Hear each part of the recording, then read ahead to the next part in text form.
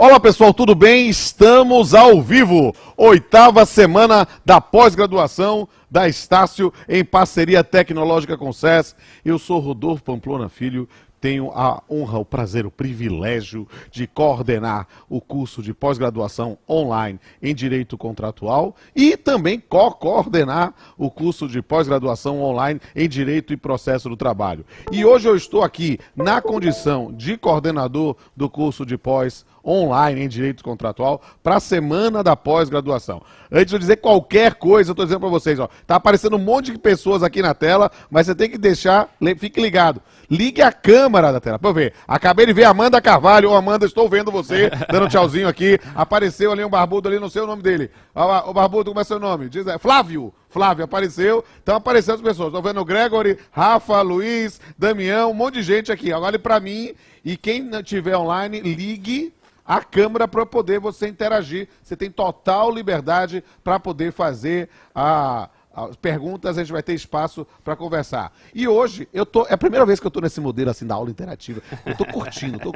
É um negócio diferente para mim. Ale, vem cá, essa Amanda torce pro Corinthians, eu estou vendo ali o negócio atrás, só para ver que eu estou vendo você mesmo. E eu tô vendo aqui o Flávio. O Vinícius aqui. Ali, ó, que chegou. Vinícius entrou, Vinícius, muito bem. Olha lá, tô vendo assim. É divertido, eu tô olhando as pessoas aparecendo no ar aqui. Vinícius tá de camisa azul, tô olhando ali de óculos, mão na boca, muito bem. E aqui, o Flávio tá de mão na boca, já tirou a mão. Agora a Amanda tá coçando o olho. É só pra dizer que é ao vivo, eu tô vendo vocês, né? E isso aqui é um negócio muito divertido. Apareceu alguém ali, deve ser o namorado ou irmão, né? De Amanda, não sei. Mas apareceu ali na tela. Vocês estão vendo também as imagens dos seus colegas também? Aparece todo mundo aí? É só para eu saber como é que funciona esse negócio, né? Porque eu estou aprendendo e é muito divertido ter essa oportunidade de conversar na pós-graduação.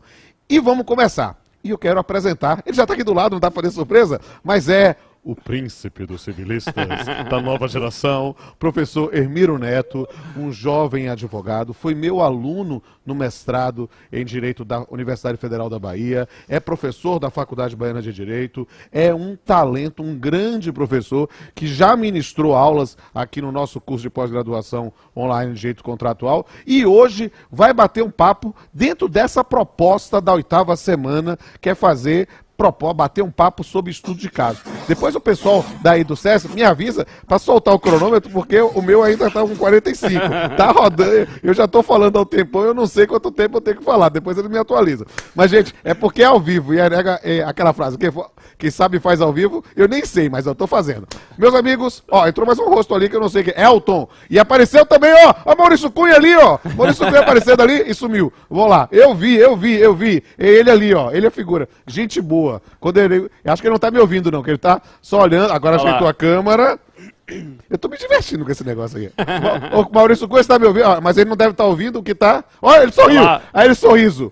Ali, ó. Ele tá com o microfone desligado. Tá com o microfone desligado, é pra deixar desligado ou ligado? Peraí, amigo. Liberou, ó, Maurício Cunha, fala aí, Cunha. Peraí. Agora você não liberou ainda, não libera o Cunha, fala. Agora sim, né? Agora eu tô te ouvindo, rapaz. Esse cara, pessoal, vocês têm que conhecer. Uma figura, tem que fazer um papeando com ele um dia desse. E é o cara que tá sempre sorrindo, mas eu descobri o segredo dele, rapaz. Porque você tem que ver, procure ele no Instagram, rapaz. Você tem que ver a foto da esposa dele, rapaz. Por isso que esse homem vive sorrindo. É uma figuraça. Mas, gente, vamos começar, porque eu estou interagindo aqui, nesse momento, eu estou aprendendo a usar isso aqui, e é hora de a gente bater o papo. E, finalmente, olá, Hermiro, que prazer recebê-lo aqui na 8ª semana da pós. Se apresente. Tudo bom, Pamplona? Bom. Salve, salve, pessoal, boa tarde, um calor enorme aqui em Salvador hoje, o pessoal do Brasil inteiro nos assistindo. Para mim é um prazer enorme estar aqui com meu amigo Rodolfo Pamplona, tratando de dois temas que me parecem temas excelentes, para um papo rápido a respeito de atualizações, atualidades, questões novas a respeito de direitos dos contratos, que é objeto da nossa pós aqui em Direitos dos Contratos da Estácio, com apoio tecnológico do SES. É isso aí. Nós vamos fazer hoje 2 estudos de caso e a ideia é que vocês participem, possam perguntar, fique à vontade. Já apareceu mais uma ali, apareceu a Line, mas aí mudou para a câmera. Eu não entendi ainda porque a câmera vai mudando, mas assim, a Amanda sumiu, apareceu o William, tem o C. Damião, Luiz F., Elton, tô vendo aqui cada um de vocês para aparecer e fazer as perguntas. Mas vamos lá, gente. Gente, é muito legal ter essa oportunidade de ter uma aula ao vivo nessa semana da pós-graduação. Eu confesso, muitos de vocês podem me conhecer de outras aulas ou de outras oportunidades. É para mim um prazer muito grande ter essa interação e ter essa possibilidade de ter contato de vocês, quem sabe como nossos alunos, ou ex-alunos, ou colegas, é sempre um prazer. E a ideia dessa 8ª semana da pós-graduação, a ideia do corte epistemológico, é de que nós tenhamos estudos de caso. Estudos de caso que sejam emblemáticos, que sejam sintomáticos, que sejam bastante ilustrativos dos temas que são discutidos na pós-graduação. E aí, nós separamos aqui, Fermiro, 2 casos que nos parecem muito importantes para a gente discutir na pós-graduação. O primeiro caso é um caso envolvendo um artista muito conhecido. Né? Eu costumo dizer, Miro, que com esse cara eu dou exemplo em direito civil, de parte geral até sucessões. Eu mato ele às vezes em quando assim. E é uma grande figura e que temos aqui muitas questões que podem ser suscitadas na base do estudo do direito contratual, né, que é Zeca Pagodinho. Todo mundo sabe o que é que Zeca Pagodinho tem a ver com direito contratual. Tudo. Sinceramente, é um tema emblemático para discutir a chamada teoria do terceiro cúmplice. E aí, vamos começar. Vamos convencionar e explicar o chamado caso Zeca Pagodinho. Emiro, explica um pouco. Pamplona, pessoal, boa tarde mais uma vez. Mais uma vez é um prazer enorme estar aqui com vocês. Como o Rodolfo colocou, o caso Zeca Pagodinho, o assim intitulado caso Zeca Pagodinho, é um caso emblemático no âmbito do direito civil brasileiro. Sem dúvida. Menos por força da celebridade envolvida, sim, e mais pelas circunstâncias e por todas as consequências jurídicas importantíssimas no âmbito da ordem jurídica brasileira. Então, eu acho que, em primeiro lugar, é preciso ter claro quais são os fatos que giram em torno do caso Zeca Pagodinho. Grande mote, sem sombra de dúvida, é a guerra da cerveja. A guerra da cerveja. Eu não sei se o pessoal que nos ouve, que nos assiste, se recorda, mas por volta do ano 2000, a Ambev, eu acho que a gente pode falar os nomes aqui. A Ambev tinha uma larga vantagem na liderança da venda de bebidas alcoólicas no Brasil. E a Skin Cariol vinha galgando um honroso segundo lugar. Com uma distância distância bastante substancial. E por força de uma campanha publicitária absolutamente bem bolada, essa distância se reduziu em alguns meses por mais de 50%, ameaçando, digamos assim, a posição vitoriosa da Ambev naquele momento. E é interessante falar um pouco do caso, até para sintonizar, para quem é muito jovem ou eventualmente não se lembra. Por quê? Porque é preciso falar até da figura de Zeca Pagodinho, que é uma figura muito interessante, né? Ele construiu uma imagem, né? Uma imagem atributo do maior bebedor de Brahma do Brasil. Aquela coisa do, olha o cara, vamos assim, a gente fica dizendo aqui que uma das cenas digamos assim, das cenas ou dos anúncios do Apocalipse era Zeca Pagodinho bebendo água, né? E nesse ponto, a ideia de trabalhar essa questão, né, fez com que ele, de repente, se permitiu, e era o mote da campanha, experimenta, né, se permitiu experimentar uma outra cerveja, né, e que era a Skin Cariol, e aí que mudava o nome para Nova Skin. Essa campanha publicitária, né, fez com que ele, fizesse isso, mas de repente, na guerra das cervejas, houve um retorno. A ponto dele falar até numa propaganda, eu voltei ao primeiro amor. Não, a campanha publicitária é fantástica. Os nossos amigos aí que nos ouvem, nos assistem, dá uma buscadinha no Google, procura lá, campanha Experimenta, e vocês vão ver na integralidade todas as peças publicitárias que foram veiculadas, que giram em torno dessa campanha. Basicamente, o Experimenta o Zeca Pagodinho e uma série de outras celebridades pedindo, implorando para o consumidor brasileiro experimentar a nova Skin, a nova cerveja da Skin Cariol. Essa campanha foi um sucesso absoluto. E o Zeca Pagodinho, Rodolfo, acho que esse é um detalhe importante, ele tinha um contrato que vigia, à época, até setembro de 2004. Ele mantinha esse contrato com a Skin para fazer uma série de peças publicitárias até setembro de 2004. Diante da ameaça da Skincariol frente à larga vantagem da Ambev no mercado de cervejas, o que é que fez a Ambev? Trocou a sua agência de propaganda, contratou uma outra agência de publicidade, que é a África, do nosso conterrâneo aqui, o Nizam Guanais. E a África entrou em campo, contratou o Zeca Pagodinho para fazer uma outra campanha, cujo mote basicamente é um amor de verão. Então o Zeca Pagodinho, isso também está no YouTube, uma coisa até interessantíssima de se ver, o Zeca Pagodinho cantando, celebrando que foi lá experimentar um amor de verão, mas voltou para o seu grande amor de verdade, que seria a Brahma. E aí o que é ser grande? Era engraçado que como virou a guerra das cervejas, né? Registrar aqui, Alexandre Ávalo já entrou no ar também. Eu não sei se a conexão tá indo e voltando, mas a Amanda já foi, já voltou. A Amanda voltou de novo, né? Tô vendo aí cada um de vocês. É muito interessante ver essa interação. E aí o que acontece? Né? Houve uma reação até o pessoal, os publicitários foram sensacionais, até e dizendo qual era o prato do dia, traíra, aquela coisa assim de fazer. Mas o que é que a gente precisa entender?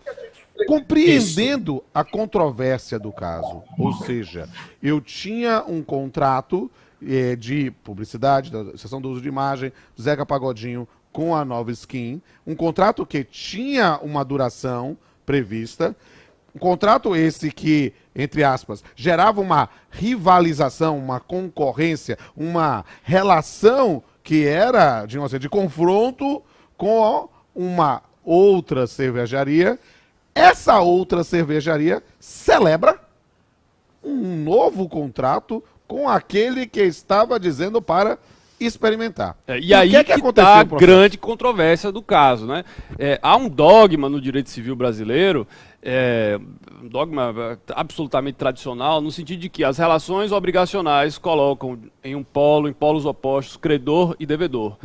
Para ficar bem simples, a gente pode falar o seguinte, que direitos e deveres somente poderão vir a ser alegados por credor e devedor no âmbito daquela relação contratual específica. Terceiros que giram em torno dessa relação não teriam nem direitos, nem nenhum dever no âmbito daquela relação específica. Isso se chama, tradicionalmente, o princípio da relatividade subjetiva. Ou seja, a relação contratual diz respeito só e somente só aos sujeitos que a celebram. Ou seja, no primeiro caso, somente de Zeca Pagodinho com a Nova Skin, com a Skincariol, e depois, no segundo caso, de Zeca Pagodinho com a Brahma. Mas este fato, que aparentemente a Vilta traz uma sensação estranha. Pô, o cara deu um bypass, vem aqui, como é que faz isso?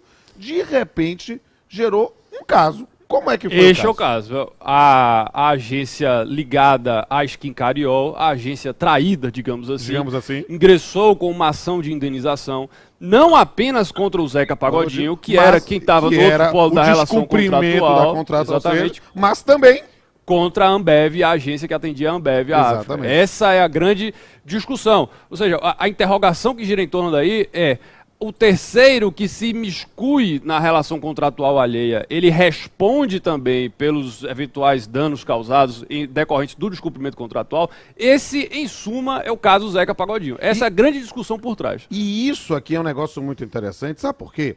Porque vamos relembrar os conceitos fundamentais de obrigações e de contratos. Ora, você tem, por descumprimento de uma relação jurídica contratual, comumente uma cláusula penal. A cláusula penal é uma pré-tarifação de perdas e danos. Ou seja, aquele que descumpre o contrato tem de pagar a multa correspondente, o dado que esteja lá previsto. Mas perceba, aquele que descumpre o contrato. Quem supostamente descumpriu o contrato? Zeca Pagodinho. Mas nesse caso, é possível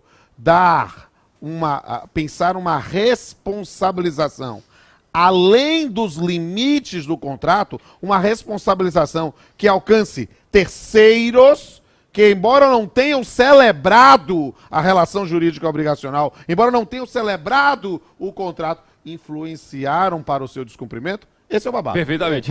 Esse é o babado, essa é a grande discussão. No âmbito do juízo de primeiro grau, a ação foi julgada procedente, ou seja, houve a condenação do terceiro ao efetuar o pagamento dos danos causados àquele que teve o contrato descumprido. Essa decisão foi mantida no âmbito do Tribunal de Justiça de São Paulo e o caso chegou ao Superior Tribunal de Justiça por força do RESP 1.300.000 316 139. Isso já em 2014. Veja que o Tem caso 10 se anos. inicia em 2004. Eu acho que isso é uma coisa, uma nota, algo digno de nota. É, porque muitas vezes o processo judicial se torna a criação humana mais próxima do conceito de eternidade, não é mesmo? E é terrível. E só para registrar aqui, porque eu não sei se é para fazer isso, mas eu tô achando massa. Já apareceu aqui Rodrigo Martins, tá aqui. Tem o Alexandre Ávalo ali com uma pessoa do lado, né? A Laine tá aqui também na tela. Josias, Roberta, Flávio, Vinícius, William, Elton. Aí a imagem tá indo e voltando, mas será um prazer. Bota, ligue a câmera. Tem gente com a câmera desligada. Vamos ligar a câmera, Você pessoal. tá com a câmera desligada. Você tá me vendo, mas eu não tô te vendo. Liga a câmera pra eu te ver. Eu quero saber quem é você. E eu digo isso com absoluta liberdade. Amanda se hidratando ali, Ó, a tomando uma Amanda ali aguinha. bebendo aguinha. Entende? Por que eu acho isso muito legal? Eu falo isso com frequência aqui no curso da pós. Eu demorei muito para trabalhar com esse modelo online, sabe? Eu sempre gostei. Eu sou um coroa, tá? Emiro é um príncipe, bonitão, jovem, não sei o quê. Eu já sou um coroa dobrando o cabo da Boa Esperança, assim. Meu botox que tá bom. Mas o fato é que eu gostava muito dessa coisa presencial, olhar, sentir o feedback, né, da pessoa. E agora, com esse mundo online, inicialmente só no online, eu gravava e quando eu ia fazer uma palestra em cada canto, eu tinha contato, pessoal, o pessoal postava foto, eu acho muito legal. Depois eu vou fazer um selfie aqui, eu e aqui, Hermeiro. O pessoal vai dizer, você é maluco? Vou fazer um selfie no ar? Vou fazer um selfie no ar. Fazer um selfie aqui. E agora eu vou tirar uma foto de vocês aqui no ar. Olhem pra mim, por favor. Sorriam todos, pra eu poder tirar uma foto de vocês aqui. Como é que vai aqui? A Line tá no escuro ali, Ali, liga a ó, luz, ó, Line. liga de novo, Line. Ali, tá escuro, eu tô te vendo, Line. Aqui, eu vou tirar uma foto de vocês. Depois eu posto. Aqui, muito bem. Fazer um close aqui. Pessoal, aqui, ó. Muito Deu assim bem. um legal. Faz um legal assim, faz assim um legal assim. Aí, muito bem. Amanda Aí, veio, Rodrigo. veio. Lá também vocês todos aqui. Muito bem. Depois eu fotografo. Aqui. Aí, voltando, né? Essa coisa de ter uma interação lá vai ser muito legal, porque é uma coisa que eu sentia falta. Não vou mentir, né? Porque a gente grava, a gente fica fazendo uma coisa que é meu, pessoal. Meu filho tem 12 anos, ele olha pra mim e diz assim, pai, você é estranho, né? E assim, não é por quê? Porque a gente aprende a falar ao vivo, né? De dar risada ao mesmo tempo. Aqui não, eu tô tendo contato com vocês. Isso é muito diferencial. E eu vou querer ter a oportunidade de ouvir vocês nesse ponto, ou fazer pergunta ou interagir. É ao vivo, né? Quem sabe faz ao vivo e a gente vai tentar compreender. E o que é importante?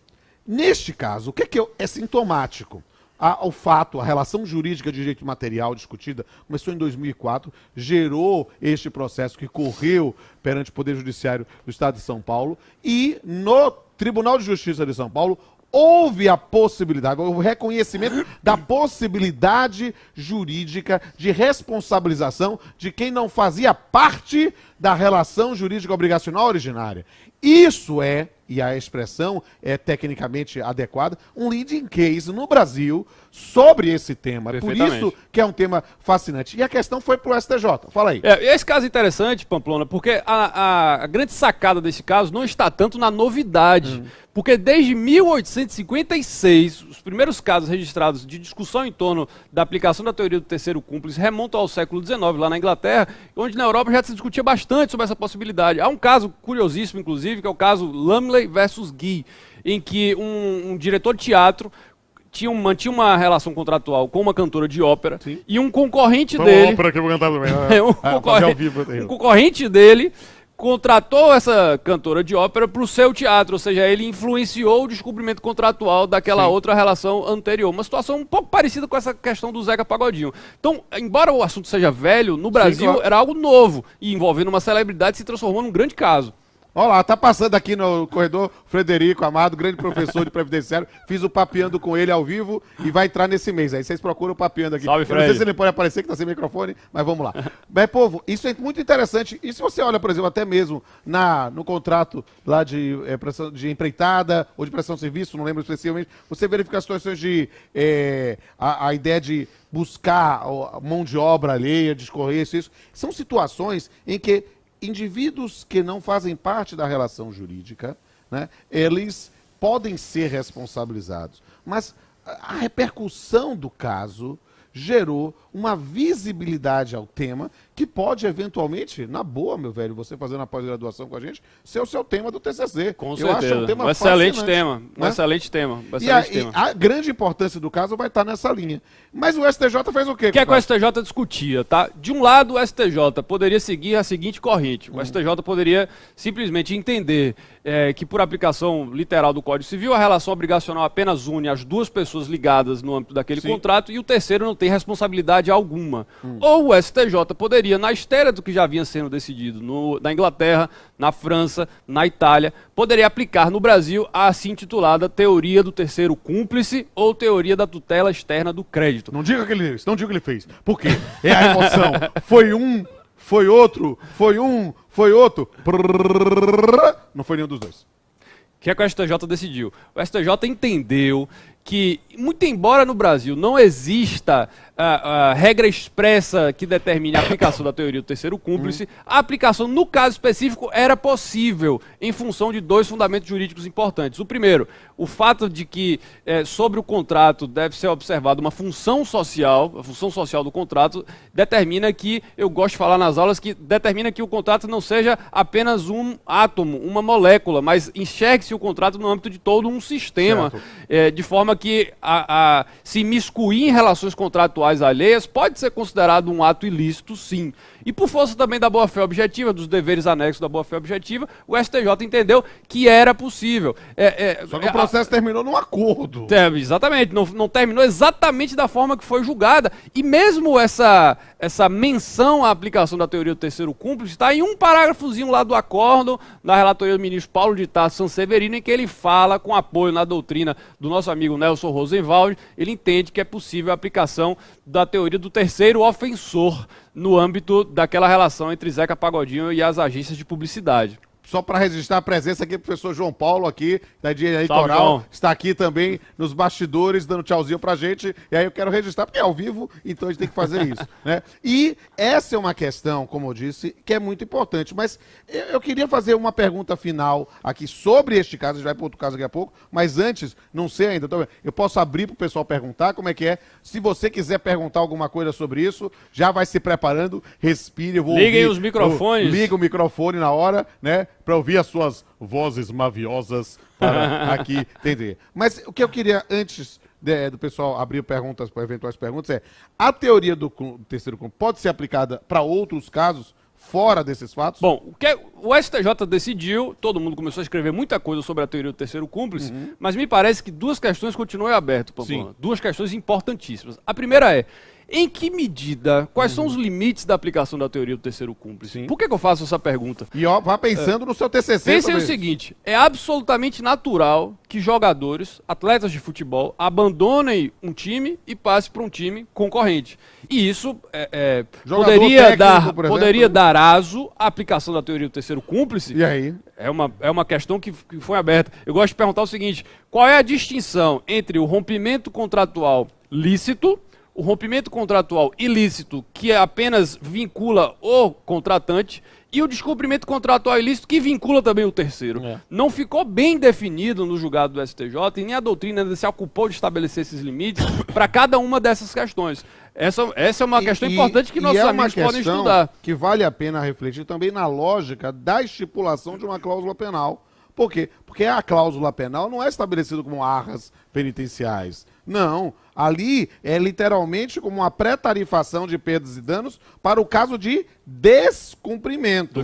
Ou seja, nessa circunstância, pode-se impor o pagamento da cláusula penal ao terceiro, ou, admitindo-se a responsabilização, ela deve ser apurada para verificação efetiva dos danos. Por quê? Porque o grande lance em relação a uma cláusula penal é que ela pré-tarifa. Ou seja, você não tem que verificar se houve ou não perdas e danos, ou se foram maior ou menor do que o valor estabelecido. Então, nessa circunstância, como o indivíduo não celebrou o contrato e, obviamente, não celebrou a cláusula penal, é possível imputar-lhe, mesmo ele não fazendo parte da relação obrigacional? Vamos dar uma dica para os nossos amigos? Olha, no caso Lumley versus Gui, lá no século XIX, no âmbito da jurisprudência inglesa, o que se definiu foi: o terceiro apenas excepcionalmente pode vir a ser responsabilizado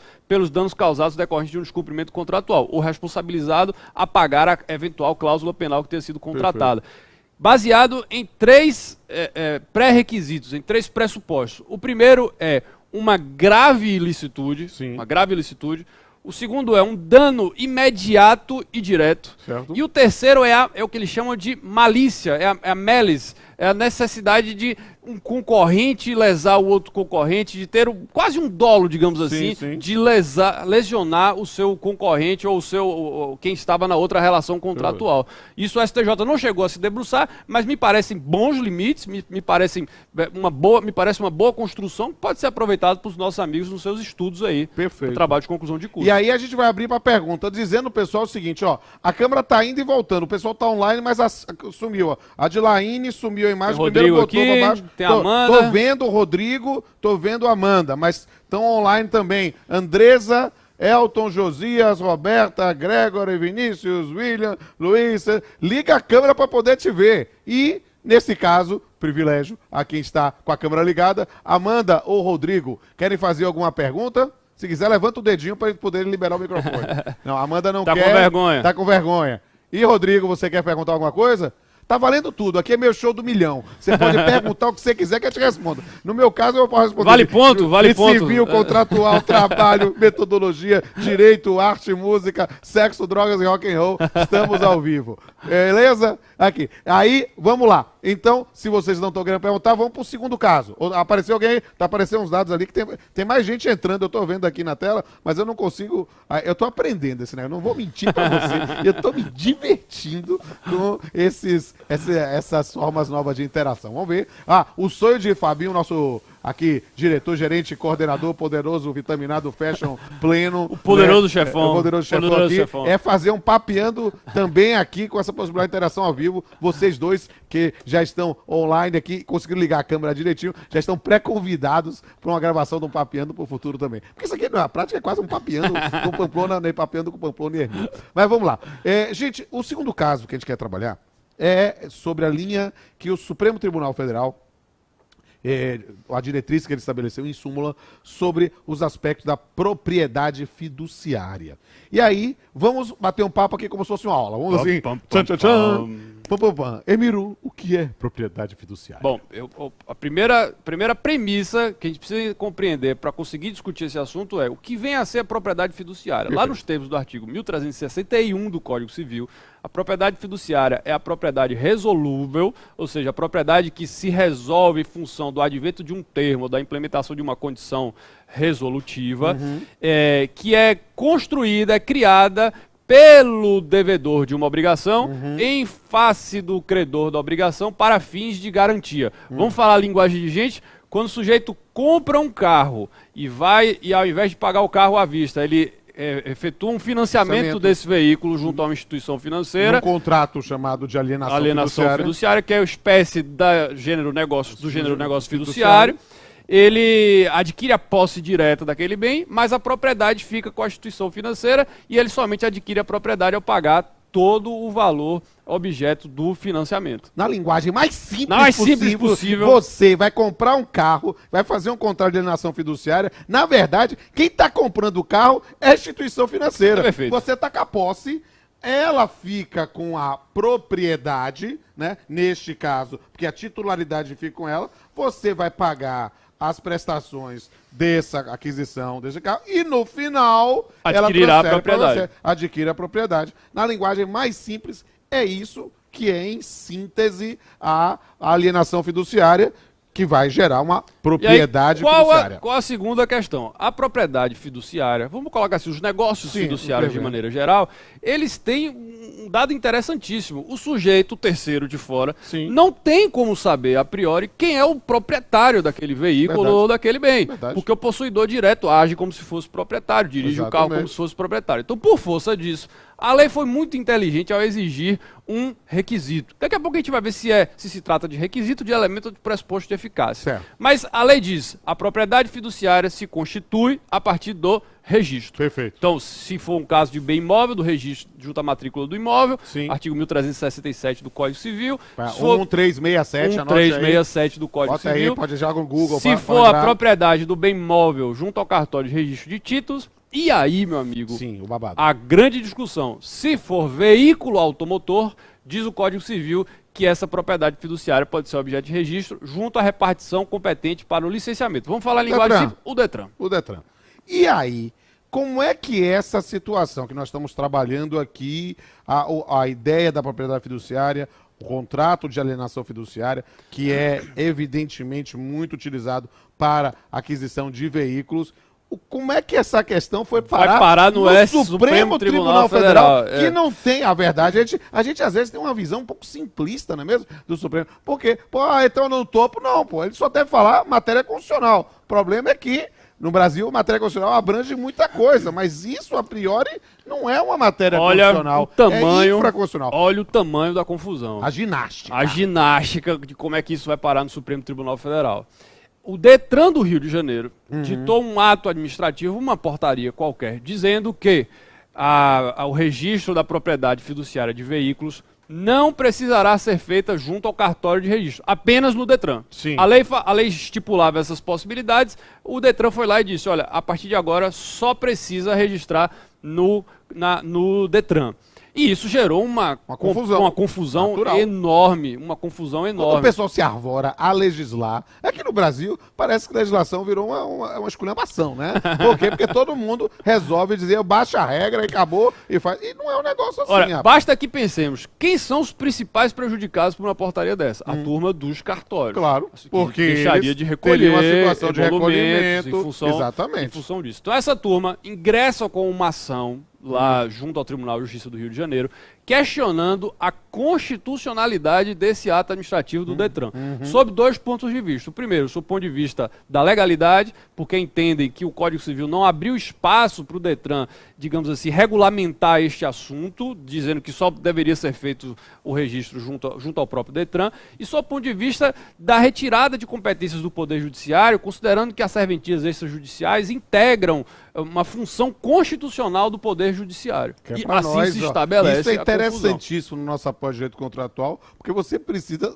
saber construir a tese, porque foi engenhoso, né, para poder resolver essa situação de uma canetada do Detran do Rio, conseguiu ir para o Supremo. Isso. E aí? O processo começa no primeiro grau, o Tribunal de Justiça do Rio de Janeiro entende que, de fato, a norma do Detran é inconstitucional e o processo vai ao Supremo Tribunal Federal por força do recurso extraordinário 611-639 da relatoria do ministro Marco Aurélio Mello, do nosso querido ministro Marco Aurélio Mello. Que eu fiz um papeando com Pamplona com ele, vale a pena, salvo engano, é a segunda temporada. Tá no YouTube. Tá no YouTube, tá no YouTube, no canal, no tem YouTube. meu canal no YouTube, canal Pamplona, você para lá, depois, quando acabar esse negócio aqui, você puxa aí, bota lá, canal Pamplona, vai aparecer, você vai ver, foi muito legal, assim. Bacana. Foi bacana, porque eu tinha um cabelão enorme na época, no Supremo, ficava sacudindo o cabelo, foi interessante. O ministro Marco Aurélio é um ilustre rubro-negro, embora rubro-negro lá do Rio de Janeiro. Sim, aí ele pode, o Flamengo pode, só não pode do Vitória aqui, mas vamos embora. Bom, e aí o Supremo Tribunal Federal se debruça sobre a seguinte questão. Eu acho que o primeiro ponto é constitucional o tema? Merece a deliberação da Suprema Corte do país dizer se o registro tem que ser feito no Detran ou se o registro tem que ser feito no âmbito dos cartórios de registro de títulos lá do Rio de Janeiro? Essa é a primeira questão. O Supremo Tribunal, em vista da grande confusão que se armou lá no Rio de Janeiro, reconheceu a repercussão geral e julgou o tema, baseando-se nas seguintes teses. Vamos colocar assim, quais eram as correntes. Para os registradores, representados, no caso, pelo Instituto de Registro Imobiliário do Brasil, salvo engano, para os registradores, a norma era inconstitucional, violava a legalidade e violava o artigo 236 da Constituição Federal, que fala da função do Poder Judiciário junto às serventias extrajudiciais.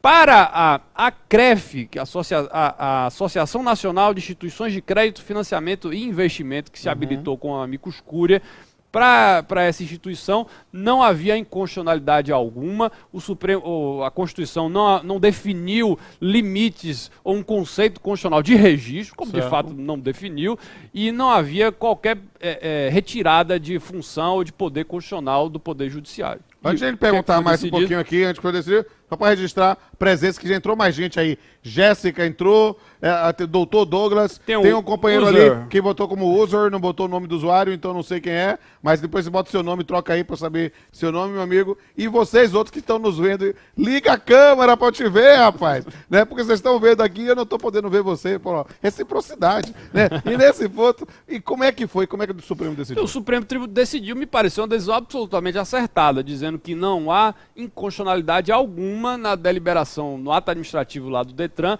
em impor que esse registro seja feito junto ao próprio Detran, já que o Código Civil estabelece essas duas possibilidades, baseado em alguns fatos interessantes. O primeiro, a gente não, na prática não consegue vislumbrar, mas se o registro fosse feito em repartições, em cartórios de registro de títulos, seria absolutamente impossível saber quem é o proprietário do veículo. O Detran dá muito mais visibilidade. Algumas comarcas... Eu falo isso inclusive na minha condição de juiz. Quando eu atuo para fazer uma penhora, eu vejo logo no Renajude, para poder verificar no Renavan e ter a efetiva situação de quem é o proprietário. Que é importantíssimo para uma situação de alienação fiduciária, porque a priori o proprietário é a instituição financeira. Exatamente. E não o usuário. Basta que se imagine uma comarca em que existam dezenas de cartórios de registro de títulos, o sujeito teria que ir de um a um para poder recolher e avaliar de quem é a propriedade daquele veículo. Então esse foi um primeiro argumento do próprio Supremo Tribunal. Um outro argumento formal foi: a Constituição em momento algum fala ou atribui que o registro de propriedade fiduciária de veículo automotor tem que ser feito de um jeito ou de outro. Isso foi, a Constituição criou um conceito aberto e estipulou a legislação infraconstitucional, a deliberação a respeito desse tema. Então está dentro de uma margem de manobra que a Constituição outorgou ao legislador infraconstitucional. E eu acho que uma última nota, esses dois argumentos do relator, do ministro Marco Aurélio. O saudoso ministro Teori, ele argumentou ainda, e aqui para nós de direito civil isso é muito importante, que a propriedade fiduciária não tem como elemento de existência o registro. A propriedade fiduciária existe independente do registro, mas a eficácia dela em face de terceiros, isso sim depende do registro, que pode ser feito junto ao cartório de registro de títulos ou, no caso do Rio de Janeiro, no cartório junto ao Detran, conforme estipulado. Mas essa linha dessa decisão, o registro no Detran não exclui a possibilidade de fazer o registro no cartório. Isso. Mas se o indivíduo fizesse só no cartório, estaria válida? Continuaria válida. Mas porque o problema é que não teria, digamos assim, uma visibilidade que poderia gerar. Eu diria assim, a ordenação... Não é uma oponabilidade erga omnes, porque não é essa a ideia, mas uma efetiva publicidade. Claro. Deixa eu registrar que a Andresa Veras Macedo ligou a câmera, finalmente. Oi, Andresa, pode dar um tchauzinho pra gente aqui, ó. Você, agora, só sabia o seu nome, mas não estava vendo o seu rosto. Seja bem-vindo. Tem alguém do lado aí, não sei se é o esposo, o que for, dá um tchauzinho também aí pra ele. Ok, vamos lá, siga aí. Portanto, a decisão final do Supremo Tribunal Federal foi que, pela constitucionalidade do ato administrativo do lado do Detran, afirmando uma tese. Quando o Supremo Tribunal Federal acolhe a repercussão geral de um assunto, ele firma uma tese que eu gostaria de ler aqui para vocês. É a tese 349 lá do Supremo Tribunal. É constitucional, parágrafo 1º do artigo 1361 do Código Civil, no que revela a possibilidade de ter se constituído a propriedade fiduciária de veículos com registro de contrato na repartição competente para o licenciamento do bem. Note, Pamplona, como você bem colocou, que não há uma exigência de que seja feito de um modo ou de outro, mas o próprio Supremo Tribunal entendeu que é possível a constituição da propriedade fiduciária pelo simples registro junto ao Detran, o que nos parece aqui muito mais simples, claro, e em termos de ordenação, muito melhor. E claro, porque quando você pode desburocratizar e evitando, digamos, uma acumulação de registros para dar publicidade, isso facilita. E, sem sombra de dúvida, do ponto de vista mesmo da eficácia social, o registro no Detran é muito mais fácil, muito mais centralizado, para que a gente possa ter um controle efetivo de publicidade. Aqui é um negócio interessante. E aí, na prática, para os nossos alunos, para os advogados, para o cidadão em geral, qual será a repercussão prática? A repercussão prática principal você não precisa levar você, eu diria, né, os bancos ou você próprio numa venda particular, não precisa levar a registro para a constituição da propriedade fiduciária no cartório de registro de títulos e no Detran. Você pode levar diretamente junto ao Detran, se existir norma estadual que permita isso, porque o que o Supremo Tribunal Federal fez foi simplesmente autorizar. E isso me pareceu muito bom. Mas perceba, olha que coisa interessante, como a construção jurídica é legal, né? O texto legal do Código Civil já dava aso a essa interpretação. O Supremo, ao fixar a tese, ele praticamente reafirmou o texto do Código, né? E vou usar a expressão baiana irreverente, tirou da seringa. Por quê? Porque a discussão básica era, eu posso restringir aquela forma do Detran, ou pode ser a única? Na verdade, aquela é a forma aceitável, mas não a única. Exatamente. Não está excluído. E eu acho que diz muito sobre a enorme competência do Supremo Tribunal Federal para analisar quase todo tipo de assunto. Então imagine que uma discussão a respeito do registro do carro que você compra, se você faz alienação fiduciária, vai parar no Supremo Tribunal Federal e precisa decidir sobre o assunto sob o ponto de vista constitucional. O que fez muito bem, me parece. Eu acho uma tese bastante interessante e isso, na verdade, é uma das propostas da nossa pós-graduação. Eu estou vendo aqui várias pessoas aqui ao vivo, não sei se já são nossos alunos, ou têm interesse em ser nossos alunos, ou estão assistindo somente pela possibilidade de interagir ao vivo aqui nessa 8ª semana da pós-graduação, mas caso você tenha interesse em ser nosso aluno, será um prazer enorme recebê-lo, você será meu aluno, aluno de Hermílio e de vários outros professores, notadamente no campo do direito civil, e a ideia é que você possa ter o curso de pós-graduação online, em direito contratual, mais atualizado do país. Que você possa discutir efetivamente questões práticas, né, casos concretos, e que a gente possa trazer as conclusões para a sua vida como profissional do direito, advogado, juiz, servidor, tabelião, o que quer que seja, e também um aprofundamento dogmático. Nós temos aqui que encerrar, porque o tempo já está acabando aqui, mas eu quero dizer que foi um prazer enorme receber. Prazer enorme, meu amigo, mais uma vez. Foi meu. Eu estou me sentindo aqui papeando com o Pamplona ao vivo, com tela interativa, né? Mas espera só aí, deixa eu perguntar uma coisa antes de eu encerrar. Já ia encerrar aqui. Vocês que ainda estão ao vivo aí, querem fazer alguma pergunta? Pode ser desse assunto ou de qualquer outro. Amanda já sorriu dizendo que não. Amanda, tô vendo ali, Amanda, ou ela é torcedora do Corinthians ou é de vários times. Eu tô vendo ali atrás ali, ó, viu, Amanda? Olha atrás, só ela tem um símbolo, acho que é do Corinthians ali, tá em cima da cabeça dela. Vai falar. Ela vai falar, Amanda vai falar, liberei a Amanda. Fala, Amanda. Libera o áudio aí, turma. O áudio tá liberado, Amanda, liga o seu microfone. Desligou, ligou. Ligou. Agora vai. Aqui aparece que tá ligado. É do Corinthians? Apareceu a Amanda na tela, do Corinthians. Salve o Corinthians, o campeão dos campeões, eternamente. Muito bem. Tá bem. Quer falar alguma coisa, Amanda? Só pra ver, porque pra gente é legal que fale alguma coisa pra mostrar pra todo mundo que é ao vivo. De onde você fala, Amanda? De onde você fala? Goiânia, Goiás. Goiânia. Terra boa. Ô, terra boa. Ó, eu vou pra uma cidade, eu vou apresentar minha palestra cantada numa cidade aí do interior de Goiás chamada Mineiros, né? Vai ter um grande evento, vai ter o congresso e eu vou participar, vou fazer a palestra de encerramento, será um prazer conhecê-la pessoalmente, tá certo? Espero que tenha gostado aqui. Deixa eu falar agora com o Rodrigo. Rodrigo, fala aí, Rodrigo. Tem alguma pergunta? Libera o microfone do Rodrigo. Porque tem que desligar um de cada vez. Então, desligou o microfone da Amanda, liga o microfone do Rodrigo Martins. Só pra saber de onde você tá falando. Aí, apareceu. Fala, Rodrigo. Fala aí, beleza? Beleza, você fala de onde? Tranquilo, eu falo de São José dos Campos, interior de São Paulo. Interior de São Paulo. Que beleza. E aí, como é? Gostou? Eu sou corintiano também. Você é corintiano? Ih, rapaz, o negócio aqui tá bom. Ó, eu vim assim, de azul, vermelho e branco, em homenagem ao meu glorioso em sacanagem a minha pessoa. Bahia, porque ele é do meu núcleo duro aqui, mas ele é do sistema de cota. Ele entrou é dos torcedores do Vitória, que cabe, não é numa Kombi, é num Fusca. Mas vamos lá. E, Rodrigo, muito bom. Tem alguma dúvida, alguma coisa que você queira falar? Não, só acompanhei mesmo, muito boa a interpretação de vocês aí, gostei. Obrigado, Que bom, Rodrigo. Obrigado, meu amigo. Aqui, Bom ter você conosco. Aqui. Entrou aqui, aqui o Valdemir. Tô vendo o Valdemir aqui. Valdemir, você quer falar alguma coisa? Tô te vendo, Valdemir. Tá com o microfone aí? Tá sem microfone. Tá sem microfone. Quem tá com o microfone? O user ali também tá sem microfone, tá? Tá com o microfone ali? Só pra saber. Apareceu... Coçou a cabeça. Apareceu... Coçou a cabeça.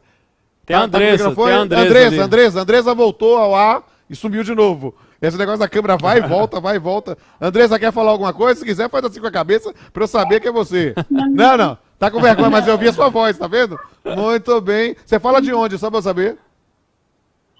Falo de Santo Antônio do Descoberto, Goiás. De Goiás! Olha só, rapaz. Aqui, ó. Tá 2-1 pra Goiás aí, ó. Tá vendo aqui? Valdemir, você tem microfone, Valdemir? Que Valdemir não tá com microfone. Tem microfone, Valdemir? Alguém gritou lá. Valdemir tem microfone?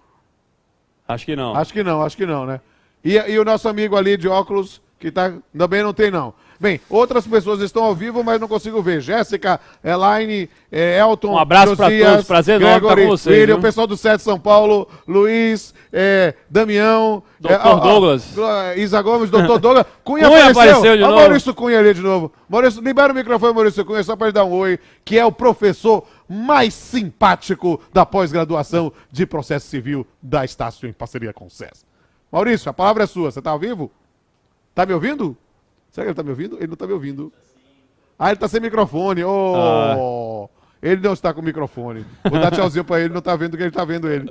Eu dar um tchauzinho assim pra ele. Acho que ele tá mexendo no celular. Ele deve estar mexendo no celular, mas o meu tá no modo avião, eu não posso saber. Bem, amigos, espero que tenham gostado. Me senti a Xuxa. Foi muito bom estar com vocês. Foi muito bom brincar com vocês. Espero que vocês tenham gostado. Aqui, apareceu o microfone no Cunha ali, ó.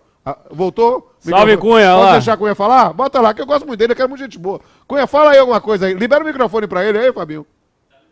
Ali não, tá arriscadinho na minha tela. Apareceu. Fala, Agora Cunha. foi. E aí, Pamplona? Beleza. Como é que estão, meus amigos? Tudo bem? Tudo certinho, meu velho? Que bom recebê-lo aqui. E é uma forma nova. Você já está mais acostumado que eu nessa forma dessa aula interativa, mas eu tô me divertindo. Tá falando de que cidade mesmo, Cunha? Eu estou falando de Poços de Caldas, no sul da Eita, tô com... O cara vive bem, rapaz. Esse terra cara, boa. Terra boa lá. Quando é que você vem cá pra Salvador pra gente fazer um papiando com você? Pô, amigo, é só fazer o convite. Eu tô já tá convidado aqui, ó. Já vou botar online aí com o Fabinho, com a Amanda, com o Pedro Zanri, com todo mundo aqui e dizer, gente, o tempo acabou, mas quero dizer, façam o nosso curso de pós ou o curso de pós-graduação em processo civil, né? Sim, e eu quero que vocês façam o seguinte, continue aqui na sala, Rodrigo, Amanda, Jéssica, Andressa, o user ali que é no seu nome, Gregory, Laine, Elton, Josias, William, Luiz, Damião, Isa, porque esse cara, que é uma figura, gente boa, vai entrar no ar daqui a pouquinho com vocês na sequência. Quero dizer que foi um prazer enorme receber. Se você nunca tinha assistido uma aula minha, ou eu espero que não tenha se assustado muito do meu jeito reverente, mas pelo menos para compensar, trouxe o príncipe dos civilistas da Bahia aqui para poder falar com vocês. Obrigado, Pamplona, meu amigo, mais uma vez pelo enorme. convite. Pessoal, prazer enorme estar com vocês. Quem não está conosco ainda na pós, por favor, procure informações, estaremos juntos lá. E nas redes sociais, Instagram, Facebook, Ramiro Neto, procure o Pamplona. Tira uma foto aí, posta aí e me marca. Eu tô no Instagram, R Pamplona Filho, Facebook, Twitter, Gazag, Plaxo, LinkedIn, só não tô no Tinder. Mas quero dizer que foi um prazer. Aproveitem ao máximo e agora aprendam muito processo civil com o nosso amigo Maurício Cunha. Salve, pessoal. Beijo grande.